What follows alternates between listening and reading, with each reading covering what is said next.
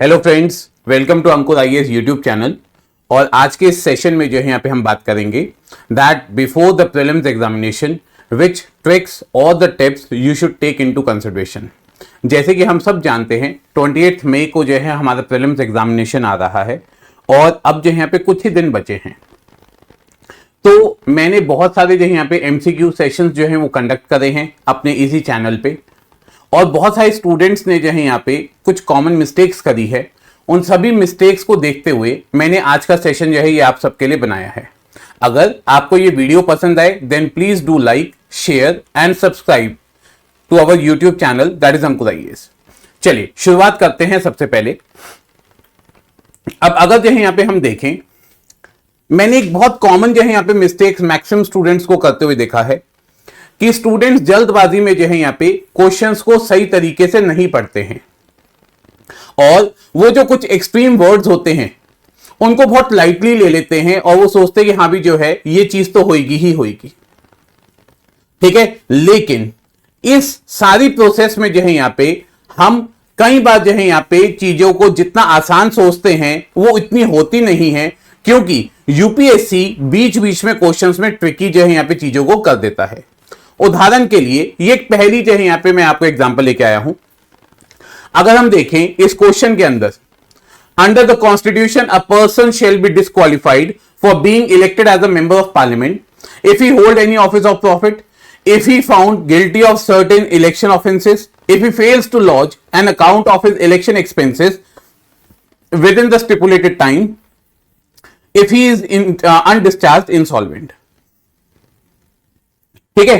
अब अगर जो है यहां पे मैं इस क्वेश्चन को देखूं तो मैक्सिमम बच्चे जो है यहां पे जो जल्दबाजी में पढ़ेंगे वो कहेंगे हाँ सर जो है यहां पे ये भी ठीक है, ये भी ठीक है, ये भी ठीक है, right. Might be many students they will going to go for the third option that is C. लेकिन जो है यहां पे इस क्वेश्चन में सबसे ज्यादा जो यहां पे ट्रिकी चीज क्या हो जाती है, they are asking under the constitution.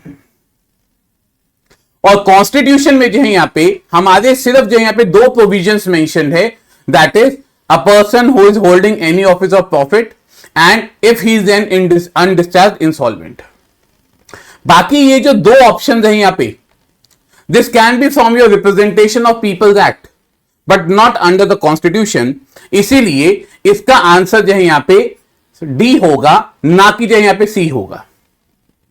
अब ये चीजें जो है यहां पे बच्चा जब प्रीलिम्स एग्जाम दे के आ जाता है उसके बाद देखता हो, कहता ओ यार ये मैंने क्या कर दिया, right. So please read the question carefully and only after that give your answer. This is a one thing which you should take into consideration. दूसरी चीज जो है यहां पे, कई बार जो है यहां पे हम ऑप्शंस को जो है यहां पे बहुत अच्छे से नहीं रीड करते हैं। जैसे आपने क्वेश्चन पढ़ लिया कि staple commodities of export by the English East India Company from Bengal in the middle of 18th century was, अब आपने पढ़ा जी रॉ कॉटन है, ऑयल सीड है, ओपियम है, शुगर है, सॉल्ट है, जिंक है, लीड है, राइट। अब आपने ये ऑप्शंस तो पढ़ ली, लेकिन अब आपको लगता है कि ऐसे कैसे सर ध्यान होगा यहां पे इन सारी चीजों को लेके। तो देखिए अब इसमें जो है यहां पे अगर आपने सही तरीके से स्टडी कर रखा होगा, now it is talking about the cotton, silk and the saltpeter। अब अगर आपने अपनी प्रिपरेशन के टाइम पे सही तरीके से स्टडी किया होगा then you might going to get curious कि ये क्या होता है। तो saltpeter is nothing but potassium nitrate, ठीक है। तो अगर जो है यहां पे मैं आपकी जगह पढ़ूंगा तो मैं ये जरूर देखना चाहूंगा, कॉटन हमने सुना हुआ है, सिल्क सुना हुआ है, ओपियम सुना हुआ है, सॉल्टपीटर क्या होता है।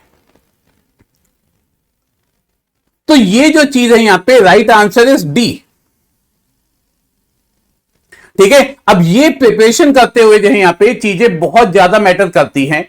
अगर आपने उस टाइम पे गूगल कर रखा होगा, खुद से सेल्फ चीजों को जो है यहां पे ढूंढा होगा, ये चीजें पहले से दिमाग में रहती है। So please read the options very carefully. Third thing, sometimes what happens that you are not very much aware of the options.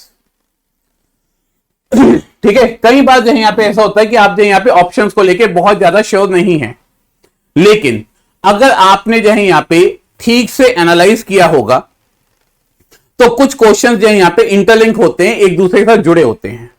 जैसे कि अगर मैं इस क्वेश्चन की बात करूं, इस क्वेश्चन में कह रहे हैं अगस्त्यमलाई बायोस्फीयर रिजर्व के बारे में बताइए।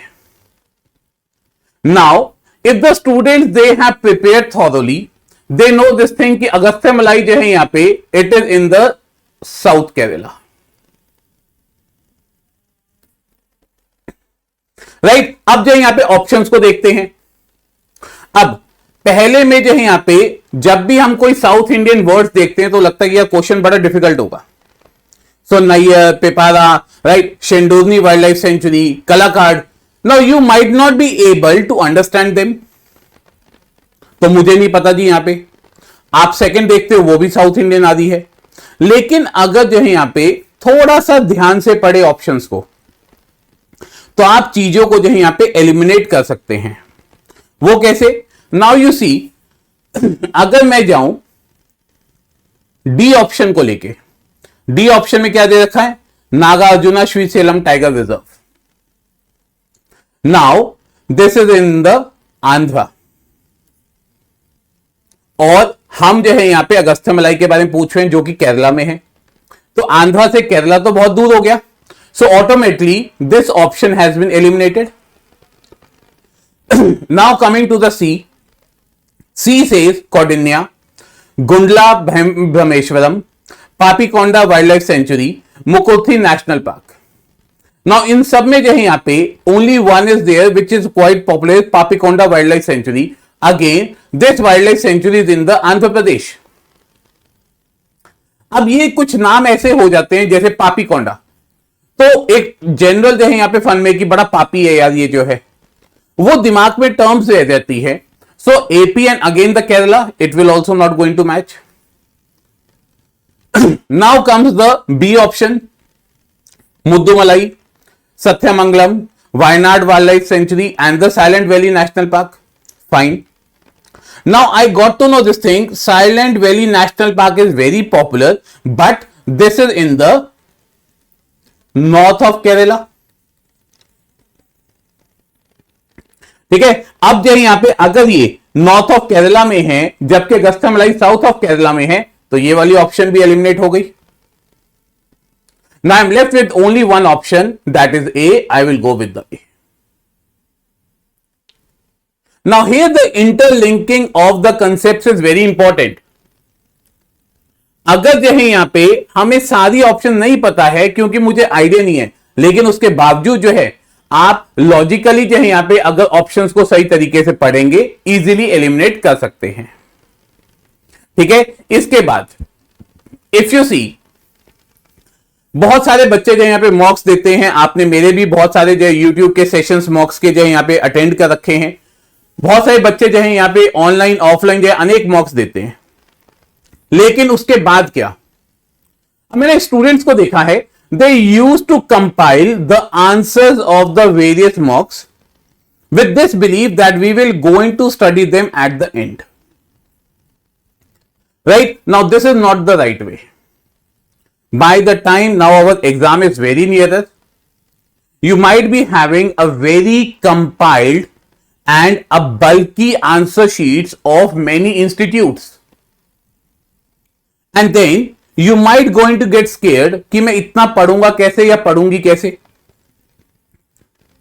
ठीक है, so always advisable when you are giving the mock, after coming back to home, read the solutions within the 1 or 2 days maximum, so that you can analyze कि आपने अपनी मिस्टेक्स कहां पे करी थी, और उन मिस्टेक्स को जो है यहां पे सर्कल कर दीजिए, ताकि जब आप एग्जाम में जाएंगे तो हो सकता है सेम क्वेश्चन आ जाए या थोड़ा सा क्वेश्चन घुमा के आ जाए, लेकिन आपको याद आ जाएगा मैंने वहां पे वो मिस्टेक करी थी, अब मैं एग्जाम में जो है यहां पे ये मिस्टेक नहीं करूंगा या करूंगी।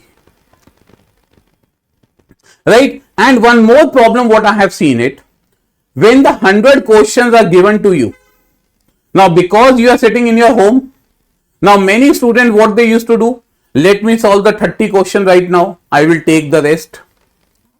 40 क्वेश्चन मैं जो है यहां पे लंच करने के बाद करूंगा, 30 क्वेश्चन मैं सोने से पहले करूंगा? No. If you are giving the full length test, then in the one go itself, please try to solve the entire paper. वो जो 2 hours की सिटिंग है वो बहुत इंपॉर्टेंट है, क्योंकि आप उस सिचुएशन को देखते हो, टायर्डनेस आ रही है तो बिल्कुल है, एग्जामिनेशन हॉल में भी आएगी. अगर क्वेश्चन में कंफ्यूज हो रहे हो तो वो एग्जामिनेशन हॉल में भी आएगी यहां पे जो है. अब उस चीज से जो यहां पे भाग के जो है हमारे को सॉल्यूशन नहीं मिल सकता. So it is always advisable when you are giving the 100 question full length test, then please give it in the one sitting itself.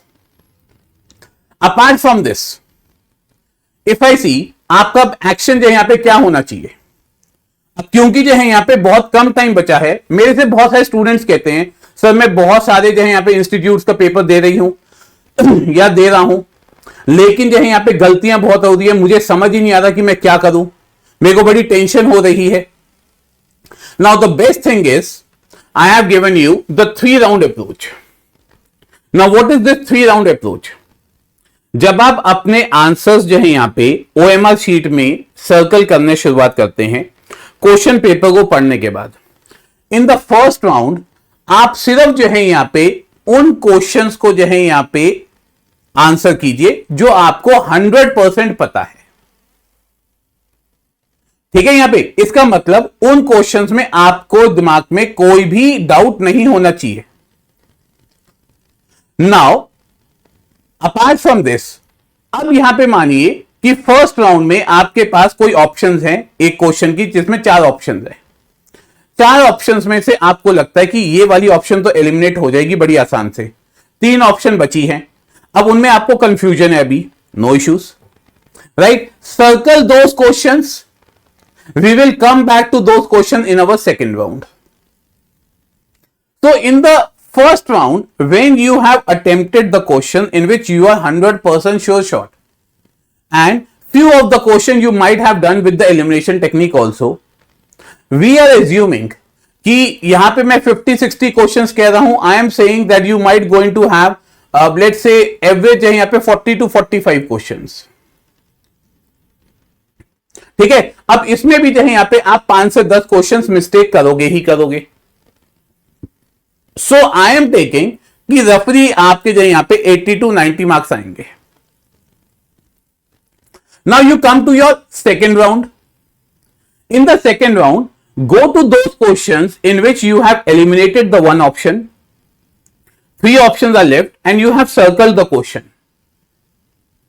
Now try to analyze the things by the logical thinking. जहां पर जो है यहां पे आप extreme words को जो है यहां पे ध्यान से देखिए, इंटरलिंक करके देखिए, क्वेश्चन जो है यहां पे क्यों पूछा जा रहा है उसको करके देखिए, और कैलकुलेटेड रिस्क लीजिए कि मेरे हिसाब से जो यहां पे नियरेस्ट ये होगा आंसर. अब उस केस में क्या होगा, आपने जो है यहां पे 20 to 25 question you solved it in your second round. Now out of that we are saying the probability 60% you are doing the wrong and 40% you are doing the right. Right? Here I am saying that 10 to 12. See, I am always going to take the worst also.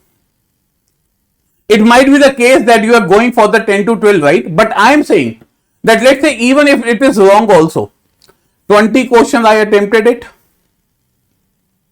Out of that what I am saying that 8 questions I have done right, 12 questions might be I am going to do the wrong. Right? Now we all know this thing, this is a 2 marker question, 16 marks you are getting it, but how much you will going to get it deducted? 8 marks. Still the 8 marks are with you. Right? Now in this 80 to 90 your 8 marks will also going to get added. And if you see in the third round, you try to take little bit more risk to those questions where you can feel this thing that these are the factual questions that here something can be there. अब वो art and culture हो सकता है, history का हो सकता है, science का हो सकता है, करंट अफेयर्स का हो सकता है. जैसे मान लीजिए कोई न्यूज में जो है यहां पे रही हो सैटेलाइट या कोई मिसाइल, अब उसकी आपसे रेंज दे रखी है, exact range you are not knowing it, उसमें 280 किलोमीटर दे रखा है पर आवर ज्यादा है, it might be the 5500 also, right. तो फैक्ट रिलेटेड क्वेश्चंस को कोशिश कीजिए सबसे आखिरी में करें, so that you can come nearby to your 100 to 110 questions or 100 to 110 marks nearby, and this is all you need to qualify your prelims. Again I am saying prelims is more about your smart work.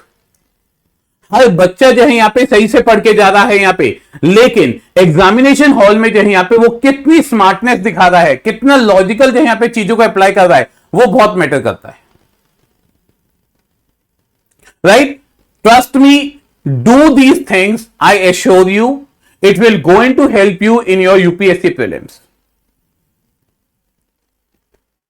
right? If you like this session, then please do like, press bell button icon for all the further videos, and do share this video with all your friends.